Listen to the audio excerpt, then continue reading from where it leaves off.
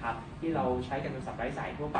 2.4 กับ5 กิกซึ่งเป็นคลื่นความถี่ที่ปล่อยให้ใช้เสรีโดยที่ไม่ต้องมีการขอไลเซนส์นะครับทางบริษัทเวอร์เนี่ยในเรื่องของการใช้งานก็เลยนำเอาคลื่นความถี่เนี่ยมารวมเข้ากับการใช้งานโทรศัพท์มือถือเหมือนกับว่าเวลาที่เราดาวน์โหลดแอปพลิเคชันเนี่ยถ้าดาวน์โหลดได้ไวเนี่ยบางเครื่องเนี่ยจะบอกว่าคุณต้องการที่จะรวมความเร็วด้วยกันไหมคือใช้ทั้งความเร็วของ 4G 3G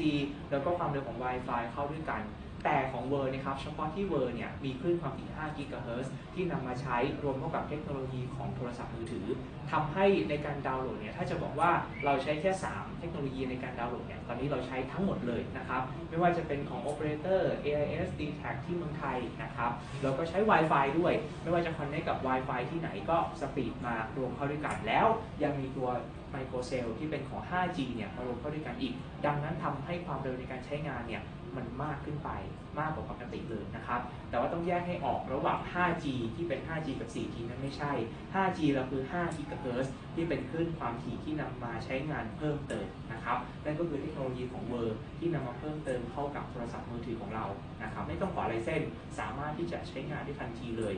แล้วถ้ามี